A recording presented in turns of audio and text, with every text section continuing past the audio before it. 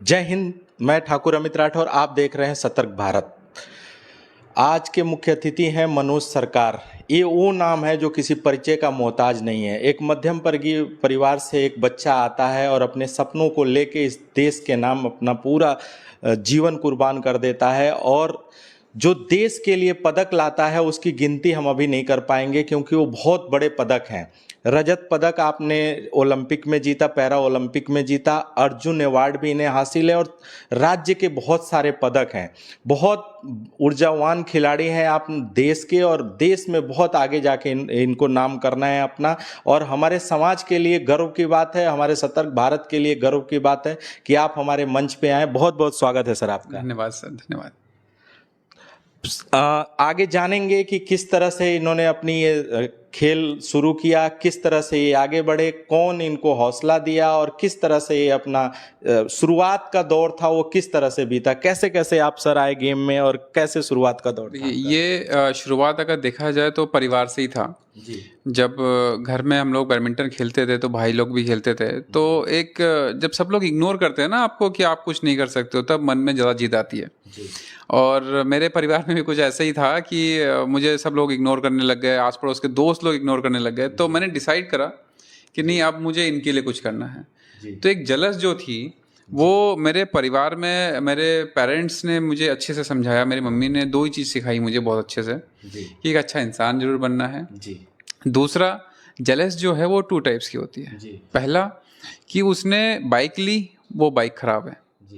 दूसरे, और उसी का अगर विपरीत देखेंगे तो उन्होंने ये सिखाया है कि उन्होंने बाइक ली, आप उससे अच्छी बाइक लेंगे। तो मेरा काम है, मेरी मम्मी ने ये सिखाया कि अगर कोई तुमसे अच्छा है तो उससे अच्छा बनिए, ना कि उसको बुरा बोलिए। बस वही जलस के मुताबिक आज यहाँ तक पहुँचे। अब जो भी मुझे हराता है तो टारगेट बन जाता है कि नेक्स्ट उसको हराना है, और वही जलस धीरे धीरे बढ़ते बढ़ते बढ़ते आज आपके सामने हूँ। कहीं ना कहीं खेल भावना इनके अंदर है।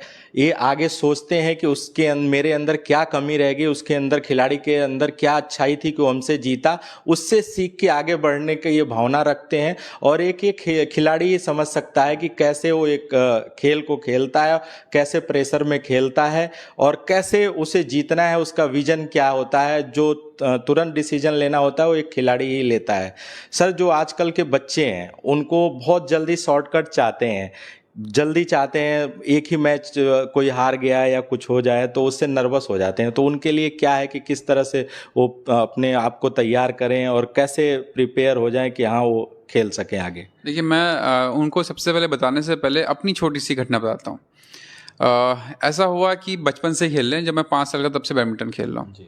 मुझे पता ही नहीं था कि बैडमिंटन ऐसा इंडोर गेम होता है और उसमें डिस्ट्रिक्ट, स्टेट, नेशनल, फिर इंटरनेशनल होते हैं। सडनली एक दिन ऐसा हुआ था कि मैं लोकल लेवल पे खेल रहा था, तो मेरे जो सीनियर थे, मैं जूनियर था, तो उनके बीच खेल रहा था। और जब उनके खेलते खेलते उन्होंने मुझे डांट दिया कि तेरा कुछ नहीं हो सकता, तेरा कोई फ्यूचर नहीं है, तो इसमें आगे नहीं बढ़ सकता। तो मैं बड़ा रोया, 3-4 दिन बैडमिंटन खेला नहीं। आपको पता ही होगा कि ये हमारा आउटडोर गेम हम लोग खेलते थे, ठंड के टाइम मौसम में खेलते थे। अब तो ऐसा हो गया कि हम पूरे साल भर खेलते हैं, है ना। तो जब मैं नहीं हुआ ना तो मैं बड़ा रोया। बारिश का टाइम था, मैं डिस्कवरी लगा रखा था।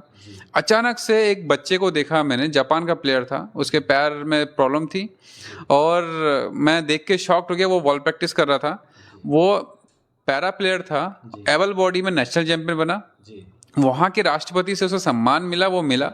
मैंने उस दिन डिसाइड कर लिया कि अगर वो कर सकता है तो मैं क्यों नहीं। उसके बाद मतलब आप ये मान लीजिए, भगवान की कृपा रही, पेरेंट्स का आशीर्वाद रहा कि कुछ टाइम बाद ही, कुछ साल बाद ही मुझे मालूम पड़ा कि ऐसे बैडमिंटन, ऐसे गेम्स भी होते हैं कि जो आप देश को रिप्रेजेंट कर सकते हैं। उस दिन डिसाइड कर लिया कि मैं अब देश के लिए खेलूंगा।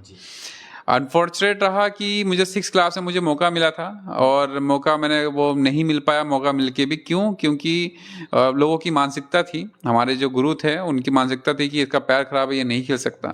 लेकिन उस टाइम मुझे मालूम पड़ गया था कि ऐसे ऐसे गेम्स होते हैं। 6 क्लास से लेकर 11 क्लास तक बीच में मुझे कोई मौका नहीं, कुछ नॉलेज नहीं थी, कुछ पता नहीं चला। 11 क्लास में मैंने देखा कि 2 बच्चे रैकेट लेके जा रहे थे, और मैं क्लास में फर्स्ट रो में बैठता था। सर ब्लैक बोर्ड में पढ़ा रहे थे, मैं तुरंत भाग गया, और सीधे उनसे, सर पीछे से आवाज़ लगा रहे हैं, मैं उनसे जाके कह रहा हूँ कि बैडमिंटन के कोई इवेंट्स होने वाले हैं, तो उन्होंने कहा हाँ मैचेस होने वाले हैं।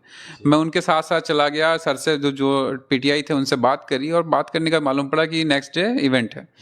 और मैंने ही जाके देखा, ना कोड बना ना कुछ भी बनाया था, मैंने ही सब तैयार करवाया। और उसके बाद नेक्स्ट डे जब मैचेस हुए तो मेरा मैच 5-6 नंबर के बाद आया, और आने के बाद जब मैं खेलता रहा तो सर ने कहा कि बहुत भीड़ है, एक काम करो तुम ही खेलते रहो और बाकी सबको बाहर करो। तो मैंने उस दिन कुछ ना हो तो लाइन से 22-23 मैच खेले एक ही तरफ से और सबको हराया। प्रिंसिपल आए और आने के बाद उनको शाबाशी दी, उन्होंने मुझे पैसे दिए कि जाओ तुम शटल खरीद लेना। वो मेरा लाइफ का पहला गिफ्ट था।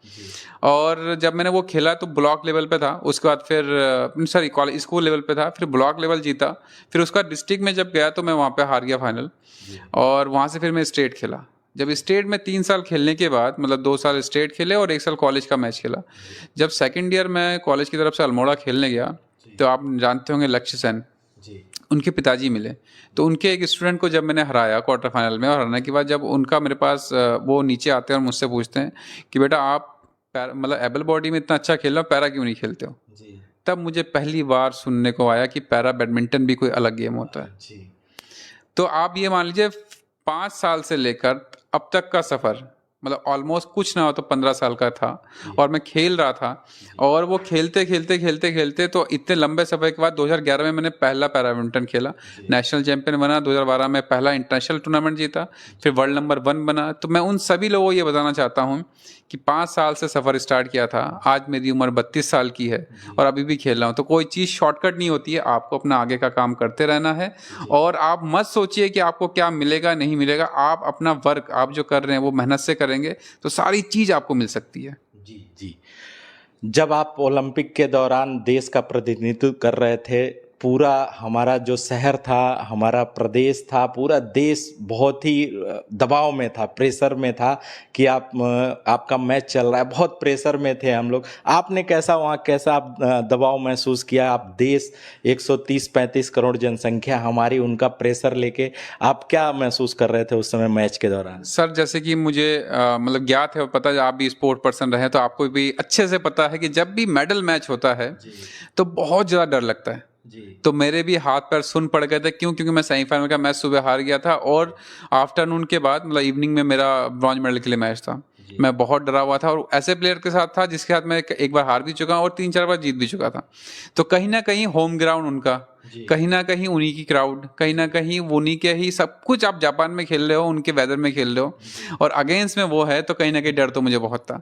लेकिन बहुत अच्छी बात थी कि मेरे घर से बहुत सपोर्ट मिला, और उससे भी अच्छी बात कि हमारे देश से मुझे बहुत सपोर्ट मिला। माफ़ी चाहूँगा, आपको बीच में रोक रहा हूँ। यहाँ पे लगातार लोग प्रे कर रहे थे, लगातार हर कोई था कि बस मैच आ जाए, मैच आ जाए, आपके वेट कर रहे थे लोग यहाँ पे। यही तो मैं कहा कि देश से इतना प्रेम मिला ना, कि वो ये था प्रेम, उसमें एक सच्चाई थी, एक ताकत थी।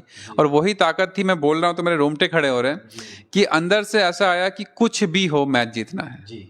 उसके लिए जितना मर्जी आप मेहनत करो, जितनी मेहनत मैंने अभी तक ज़िंदगी में की वो सारी ताकत लगा दी। जो गलतियां मैंने सेमीफाइनल में करी, कोशिश करी कि वो गलतियां मैं उस मैच पे ना करूं, ताकि वो मैच मेरे हाथ से निकल जाए। बस यही 2 सबक के साथ मैं घुसा, और फिर उसके बाद फिर खेलता गया, अपने आप मैच आ गया और फिर जीत गए, और आपके सामने आज बैठा हूँ। आपने पैरा ओलंपिक में देश का नाम रोशन किया था, रजत पदक आप लाए थे, ब्रॉन्ज मेडल आप लाए, कांस्य पदक आप लेके आए थे, और पूरा देश का गौरव बने थे आप। और यहाँ पे भव्य स्वागत हुआ था, भव्य आयोजन किया गया था, युवाओं में बहुत जोश था, युवा काफ़ी फॉलो करते हैं इनको। मैं एक इनकी चीज़ें और भी कुछ आपसे शेयर करता हूँ, बताता हूँ। आप एक छोटी सी अकादमी भी यहाँ चलाते हैं, वो एक तरह से सेवा भी है, जिसमें 21 बच्चे ये निःशुल्क उनको आगे खिलाड़ी को आगे ले जाने का कार्य करते हैं, उनको सिखाते हैं। जिनके पेरेंट्स नहीं हैं, जिनके अभाव में जी रहे बच्चों को, 21 बच्चों को। और आप आगे भी कह रहे हैं कि कोई इस तरह का बच्चा हो जो अभाव में जी रहा हो तो उसको आगे भी ले जाएंगे। बहुत सराहनीय कार्य है आप द्वारा। और अभी इनका फ्यूचर में ये है कि एकेडमी अपना खोलेंगे, हालांकि कुछ सरकार के लोग आगे नहीं आ पा रहे हैं। ऐसे लोगों को आगे आना चाहिए कि ऊर्जावान खिलाड़ी हैं, इनको जितना सपोर्ट मिलेगा वो देश को और ऐसे खिलाड़ी देंगे जो देश का नाम विश्व के पटल पे आगे ले जाएंगे। तो कहीं ना कहीं थोड़ी असुविधाएं सरकार की तरफ से होती हैं और अच्छा प्लेटफॉर्म नहीं मिल पाता है, तो बहुत सी ऐसी प्रतिभाएं होती हैं नहीं जा पाती हैं। इन्होंने अपने दम पे, ये जो मनोज सरकार नाम है जिसको आज हर बच्चा बच्चा जानता है, ये किसी परिचय का मोहताज नहीं है। जो मनोज सरकार नाम नहीं, एक बड़ा ब्रांड है। इन्होंने अपने दम पे ये सारी चीज़ें हासिल की और दुनिया को ये दिखा दिया कि कुछ भी इम्पॉसिबल नहीं है। यदि आप हौसला रखते हैं तो आप लंबी उड़ान उड़ सकते हैं और आप कुछ भी कर सकते हैं। बहुत बड़ा एक सबक है उन लोगों के लिए कि जो एक हादसे में ही कह देते हैं कि अब तो सारी दुनिया खत्म हो गई। उनको मनोज सरकार से सीखना चाहिए कि मनोज सरकार जो एक नाम है वो दुनिया के लिए एक बहुत बड़ी मिसाल है।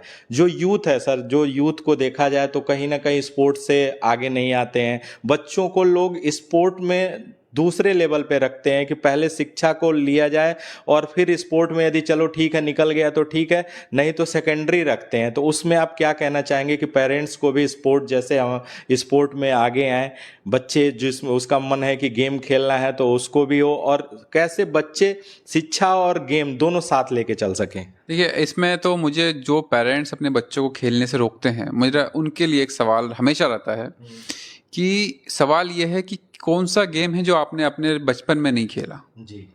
और आजकल के बच्चों से मुझे ये सवाल होता है कि कौन सा गेम है जो आपने खेला है। जी। तो आप देखेंगे कि पहले के पेरेंट्स सारे गेम्स खेले हुए हैं। जी। आज के बच्चे कहाँ पे खेले हुए हैं? सिर्फ मोबाइल में। जी। तो आप अगर चाहते हैं कि आपका बच्चा आपकी तरह स्वस्थ हो, आपकी तरह तंदुरुस्त हो, मानसिक भी उसकी अच्छी हो, तो उसके लिए आपको क्या करना है कि कोई ना कोई एक्टिविटी में आपको जरूर डालना है। आपको उसको मोबाइल से हटा के, इन बाकी चीज़ों से हटा के आपको क्या करना है, सही संगति में लाना। और स्पोर्ट एक ऐसी जगह है जहाँ पे अगर वो समझदार, थोड़ा सा भी अगर वो समझदार हुआ तो वो कभी नहीं, खास करके नशे में नहीं जाएगा। जो सबसे बड़ी समस्या यूथ की आज के पूरे देश में, कि हर एक यूथ नशे में जा रहा है और वो एक स्पोर्ट पर्सन ही है जो इस लाइन पे नहीं जाता है। क्यों? क्योंकि उसको पता है कि अगर मैंने कुछ भी ऐसा काम करा उससे उसका तो नाम खराब होगा, उसके देश का नाम खराब होगा और अपना स्वास्थ्य भी खराब होगा। तो स्पोर्ट पर्सन ही एक ऐसा है जो इस नशे को, चीज़ों को दूर कर सकता है।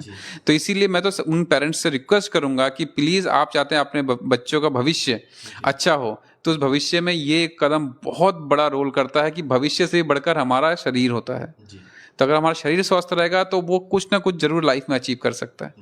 कई बार हम लोग सिर्फ बच्चे को बहुत कोशिश करते हैं कि अच्छी सुविधाएं दें, लेकिन अच्छी शिक्षा देना भी बहुत जरूरी है। और वही शिक्षा क्या है कि आपको पढ़ाई के साथ साथ खेल तो कर ही रहे हो, लेकिन अगर आपको लगता है कि आपका बच्चा कहीं ना कहीं अगर बॉडी से वीक है, तो उसकी पहली प्रायोरिटी क्या रखना है? आपको स्पोर्ट्स रखना है, ताकि उसकी एक्टिविटी अच्छी हो जाए। क्योंकि मैंने ऐसे बच्चे भी देखे हैं मेरे पास जो सीखते हैं कि वो पढ़ाई में पहले वीक थे और उसका जैसे उन्होंने स्पोर्ट ज्वाइन करा और करने के बाद अपने लाइफ के, अपने 24 घंटे के दिन में वो 2 से 3 घंटे तो निकालते हैं और उनके बाद रिजल्ट ये हुआ कि उनके रिजल्ट भी अच्छे हो गए।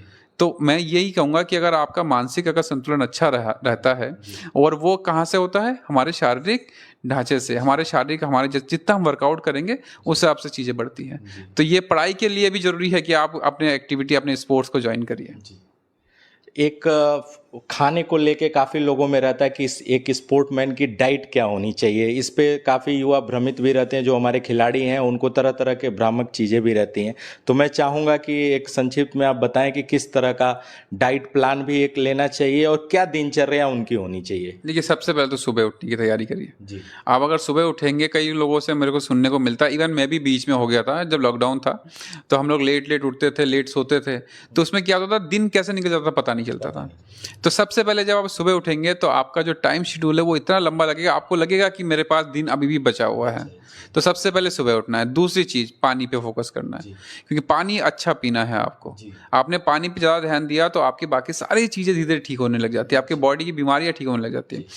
तीसरी चीज़ जो हम कहते हैं कि हमारे शरीर में चलने के लिए एक ताकत चाहिए, इंजन चलाने के लिए, और वो क्या है? हमारी डाइट। उसमें आपको सब कुछ लेना है। आप, मेरा एक ही संक्षिप्त में एक ही लाइन कहूँगा कि जब भी कोई प्लेयर या जो भी पर्सन, आम इंसान भी अपने थाली को देखते हैं तो थाली में देखिए, नोटिस करिए कि उस थाली में आपके क्या क्या है।